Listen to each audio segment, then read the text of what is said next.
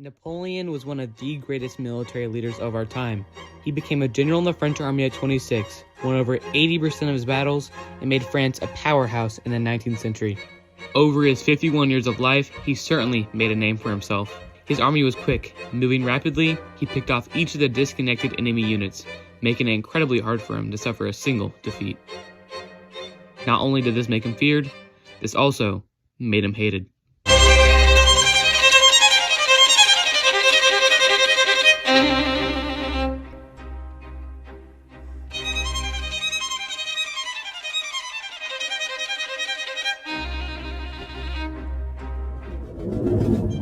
In the years leading up to Napoleon's attempted invasion of Russia, he had been stretched thin.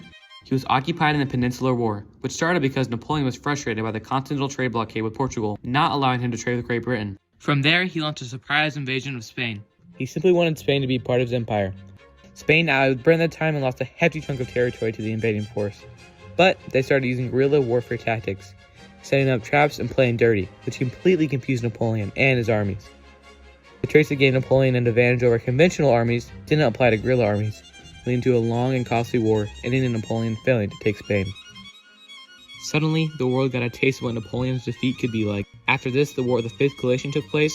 This started because Archduke Charles of Austria attempted to invade Bavaria, a state in Germany which was under Napoleon's rule.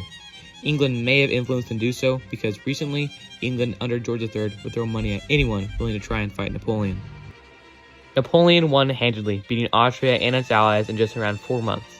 Though his victory was quick, his armies had lost many men, and Napoleon suffered his first ever major defeat at the Battle of Aspern-Essling. The cracks in Napoleon's invincibility were finally starting to show with these struggles, as before he was almost unbeatable. After the War of the Fifth Coalition, Austria was tired of being beaten and battered by Napoleon, so they arranged a marriage between Napoleon and the Austrian princes. This led to an alliance between them, which ultimately led to the French invasion of Russia. The French invasion of Russia would ultimately lead to the downfall of Napoleon and his French Empire.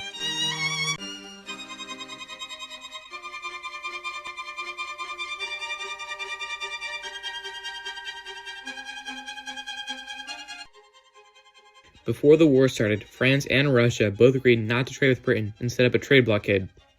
This led to a large decline in the Russian economy, which paired with the fact that France had been expanding ever closer to Russia. The Tsar Alexander I decided to defy Napoleon and open up trade with Britain. This relieved Britain, as the alliance between the two nations frightened Britain due to their sheer power. When Napoleon found out about the breach in trade, he felt betrayed by his friend and ally, so he decided he would invade Russia. Napoleon gathered the largest army ever before seen in Europe, an estimated 650,000 men from all around Europe. Most of the army was made up of Germans, Poles, Austrians, and Italians. They were all well trained and treated, but much of the army suffered with discipline issues, making the army suffer with punctuality and mobility. The troops seemed reluctant to reach the field of battle, which had a large effect on the course of the war.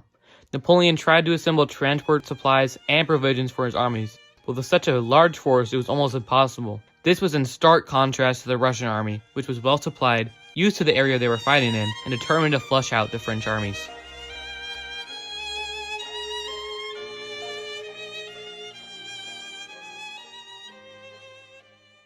Marching Napoleon's extremely large army across Russian territory proved exceptionally difficult. Sickness and disease spread through some of their ranks. They were constantly tired and exhausted. Morale was low, and there was not a lot of food. Napoleon's usual tactics relied on a fast army with an ability to forage for food, negating the need for heavy supply wagons, which slowed them down. But because of how large his army was, he had to drag along supply wagons, but they still weren't enough. The Russians had been employing scorched earth tactic, which is where, as they retreat, they burn everything around them, making it impossible for Napoleon's army to forage for food. This led to mass starvation in his armies, and Napoleon's cavalry, which were extremely important in his style of warfare. They were impossible to feed, 300,000 horses and almost no grass nor food to feed them. Napoleon pressed ever closer to Moscow, assuming that the Russians wouldn't keep running and try to protect the sacred city.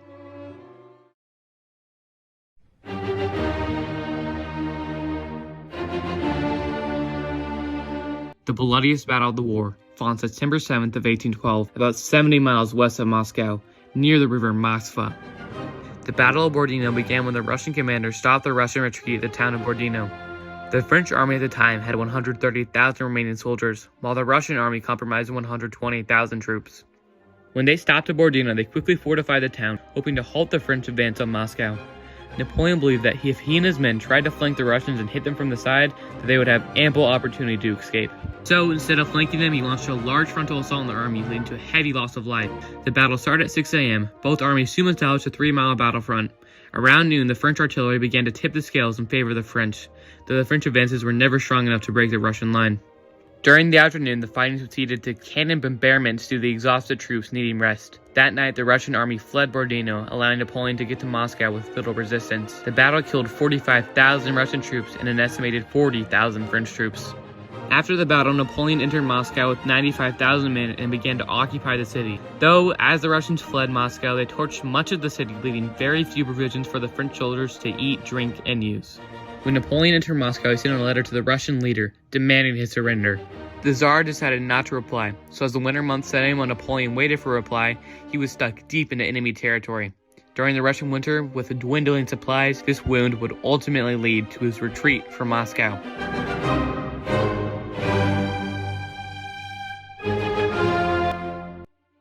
Napoleon sat garrisoned with his troops in Moscow for over a month as winter set in, waiting futilely for a reply. As he waited, his army began to run into issues with the cold Russian weather and dwindling supplies. Napoleon, realizing that he had been tricked, gathered his army and began a retreat on October 19, 1812. At first, Napoleon intended to lead his army southwest to the town of Kaluga, which was unexhausted and untouched by the war, making it easier to travel through.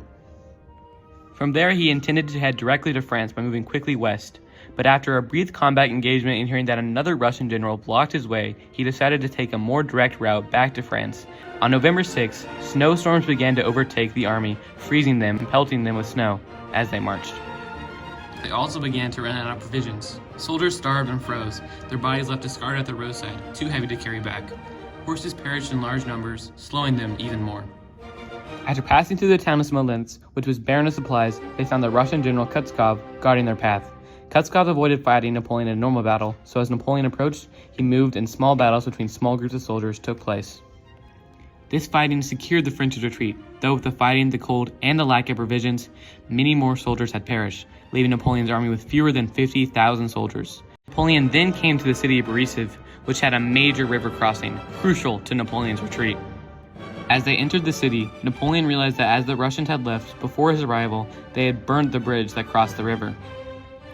Napoleon then sent a small force of troops to the southern side of the city to distract the Russian forces as a larger force constructed a bridge in the north. The French continued their retreat. By now, the worst of the winter was setting in, leading to more weather-related casualties. Napoleon's army continued through the harsh Russian weather until they finally returned to the French territory, beaten and broken. The remains of Napoleon's army disbanded for the time being.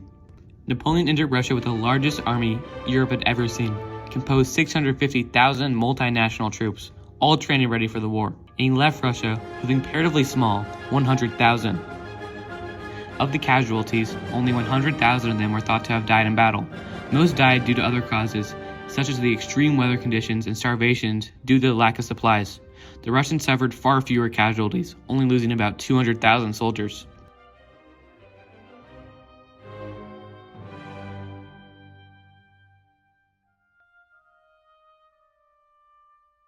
Napoleon's disastrous invasion of Russia would ultimately create the perfect environment for his downfall, leaving his armies decimated and France seeming weak and vulnerable.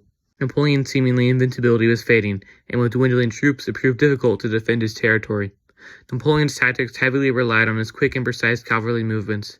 Having most of his horses and cavalry troops perish during the war and the subsequent retreat, his tactics were no longer as effective or viable.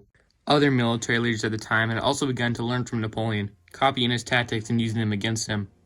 Napoleon was exiled to a small island off the coast of Italy.